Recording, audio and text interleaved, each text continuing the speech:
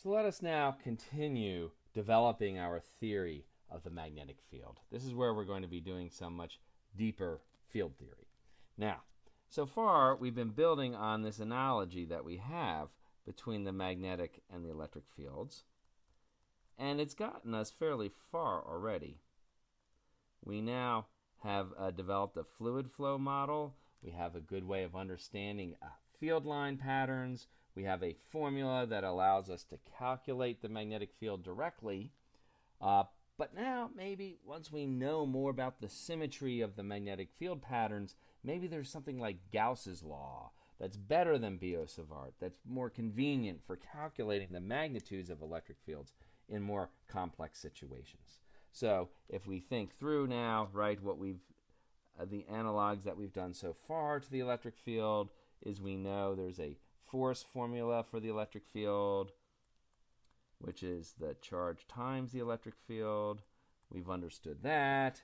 As we pointed out previously, we have a Coulomb's law for calculating electric fields, and now we have the Biot-Savart law, which is the direct analog of that.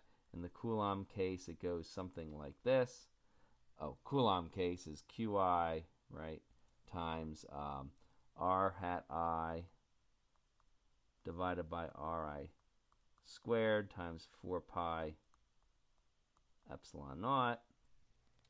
Now, the next thing that we learned in electric field theory was, of course, Gauss's law. And we want to seek an analog now to this as well, as we have analogs to the previous two. So Gauss's law, just to remind ourselves, says there are two forms of it, actually. It says if I integrate the total electric flux, E dot dA, through a closed surface, then what I get is the total enclosed charge divided by the permeability of space. Or, equivalently, mathematically equivalently, there was a differential form, which was nice because that gets rid of all kinds of action at a distance, because all of the connections in a differential form are local, of the divergence of the electric field being just the local charge density, again, divided by the permeability constant, epsilon naught. So, if we want to try to discover an analog to this law, I think the most natural thing for us to try to do is to say, okay, the divergence of the electric field gives me the charge density divided by epsilon naught. Maybe we should just try and see what the divergence of the magnetic field gets us. So let's just try it. What would we get if we were to calculate the divergence of the magnetic field? We should certainly get something that's analogous to this Gauss's law.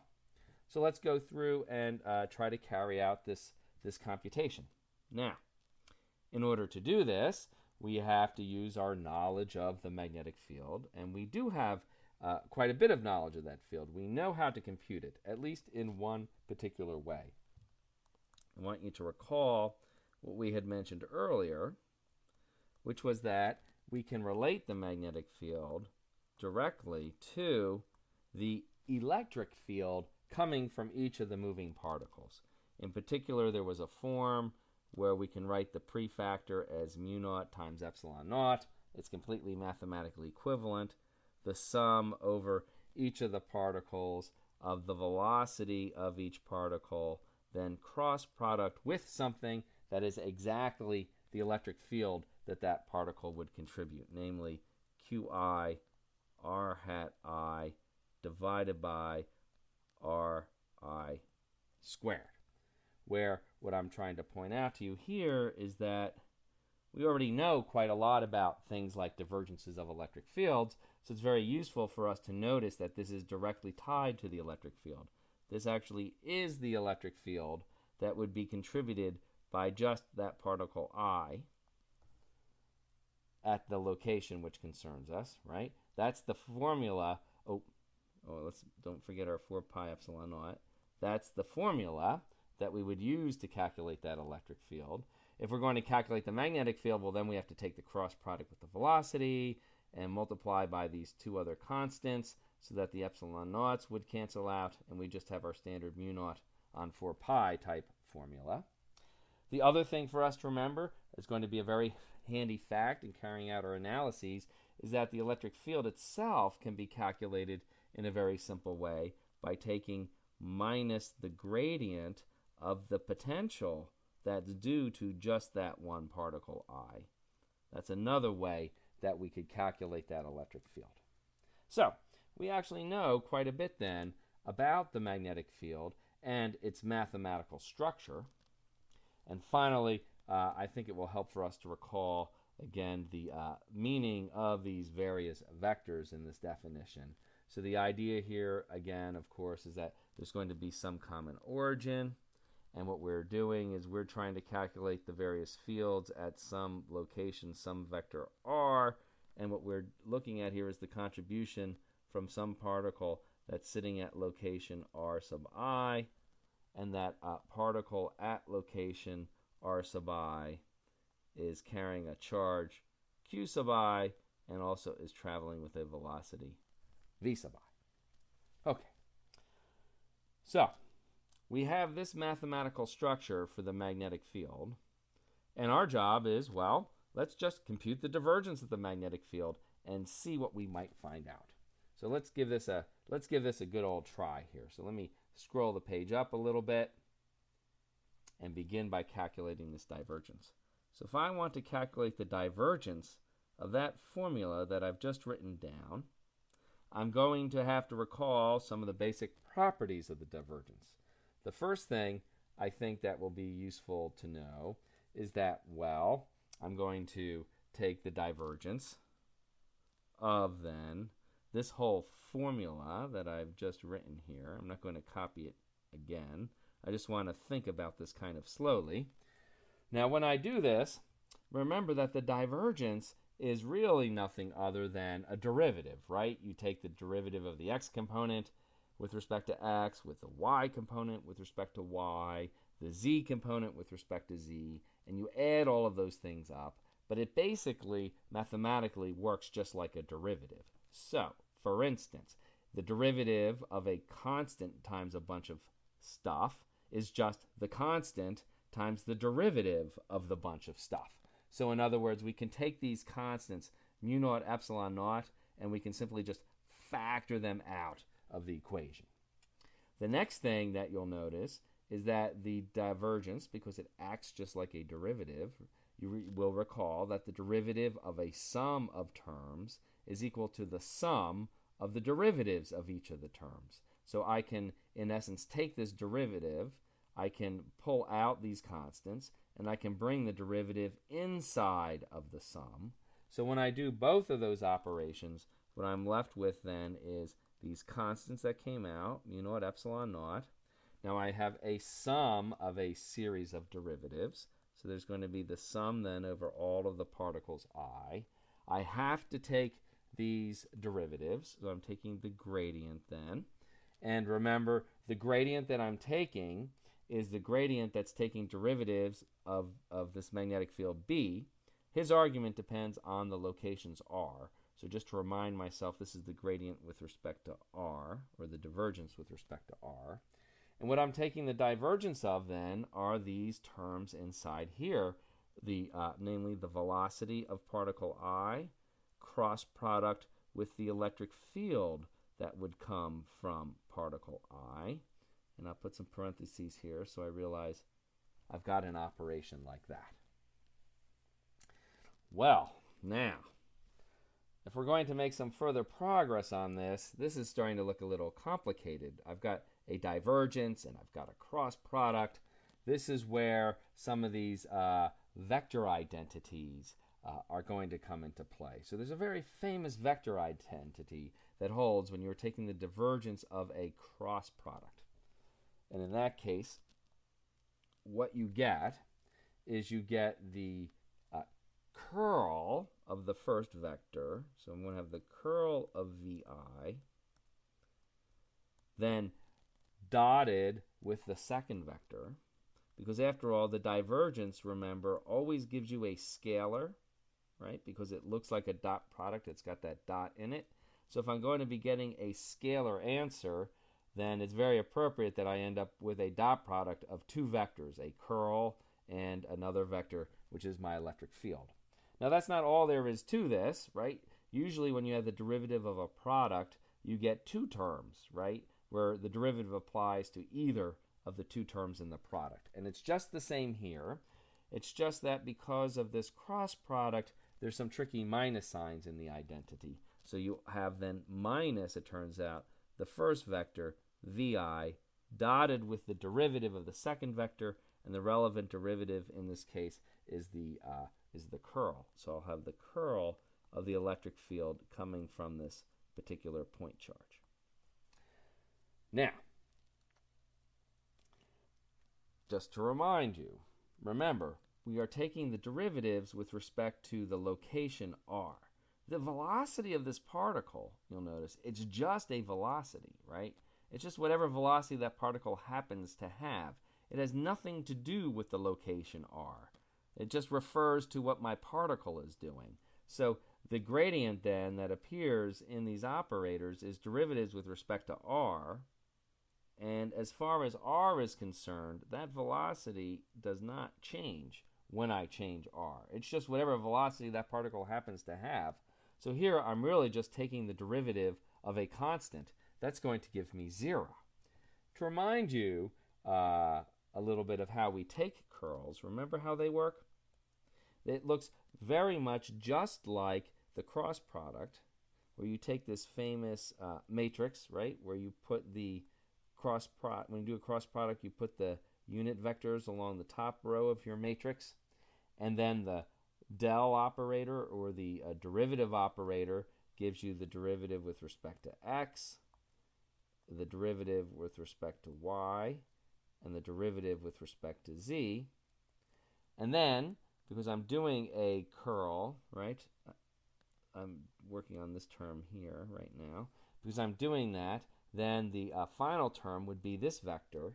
V sub I has a certain x component, but notice that x component does not depend on this vector r that my derivative is with respect to, right? This velocity is just off in whatever direction it is. It doesn't know or change or care where the location r is, where we're trying to determine the magnetic field. So these are all really just constants. This is V sub I in the y direction. This is V sub I in the z direction. In any event, all of these derivatives, when they hit these constants, are all going to give me just 0. So this first term then just is going to give me 0. So I'll get no contribution from that. Whew. Now, the next term for us to consider is this. We've got the curl of this electric field, or more specifically, this particular form of electric field, coming from a point charge. So we know a bit about the mathematics of that as well. So let's consider that term.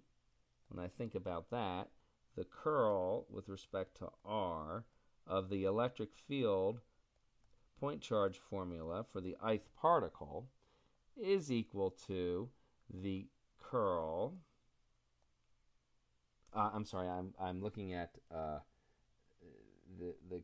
it's the curl, right, of the electric field of this ith particle, which I know I can actually calculate as the gradient of the potential from that particle. So there's going to be minus the gradient, and again, that gradient is with respect to the location in this potential, so that's gradient with respect to r.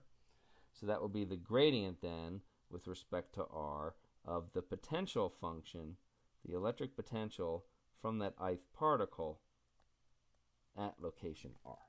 Now, there's another very interesting thing that's going to happen for us. Certainly, of course, this minus sign we can always pull out of the derivative. That's fine.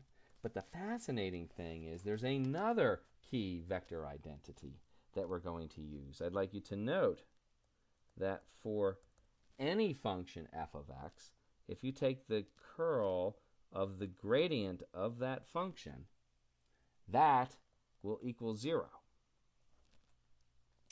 It's a bit of a long story. You can actually go through and take the derivatives yourself and check it out.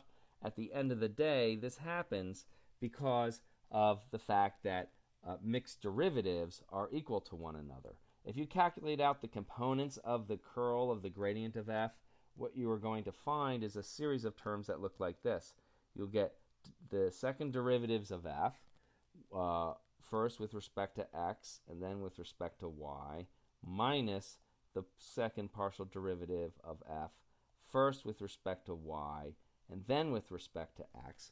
But as we all know, for continuous physical functions, the types of functions you find in physics, these two mixed partial derivatives actually are always equal to each other, and so therefore you get 0.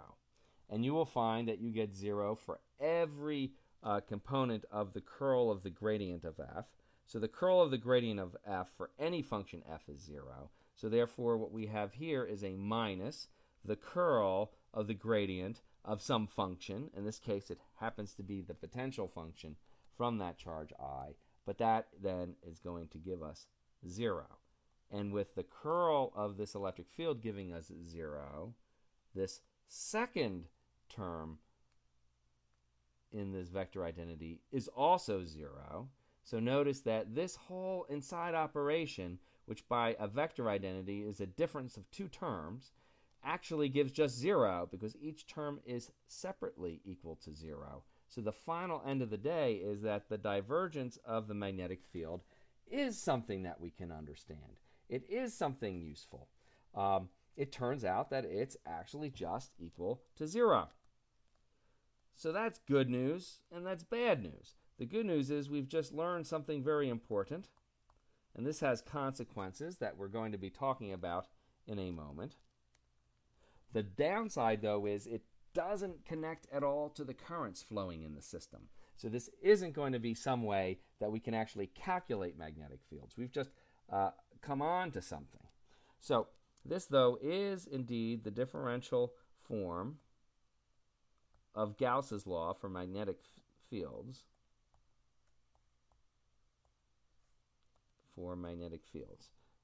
So that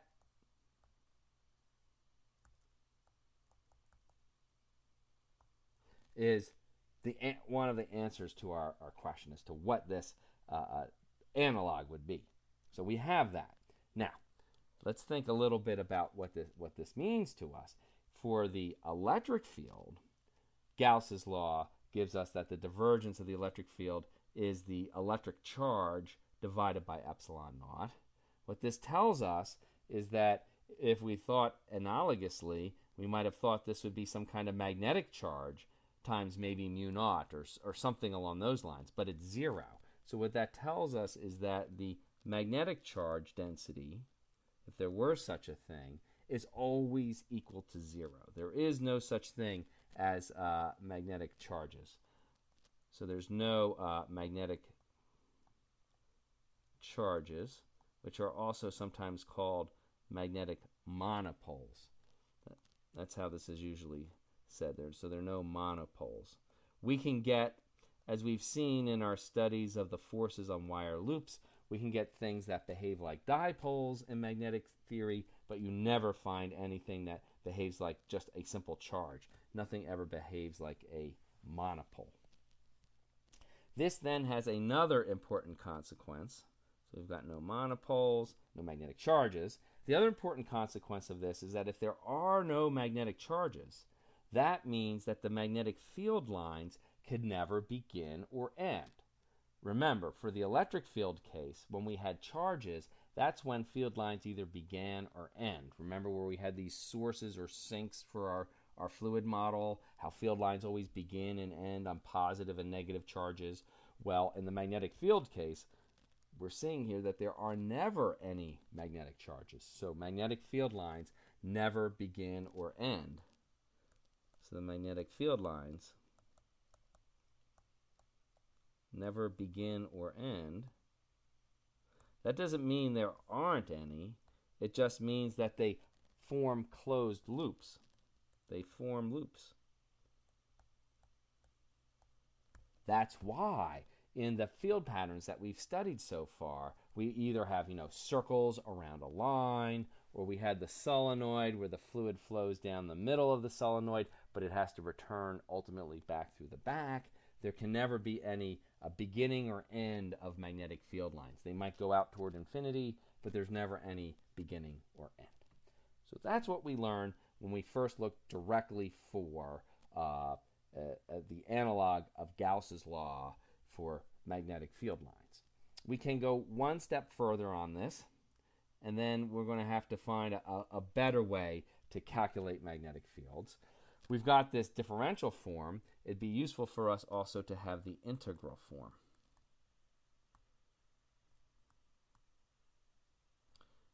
And now we can connect those using our famous divergence theorem. So this is how we would do this. We know, for instance, we've just proved that 0, and leave some space here in your notes because I'm going to put some more mathematics in between. 0 is equal to the divergence of the magnetic field.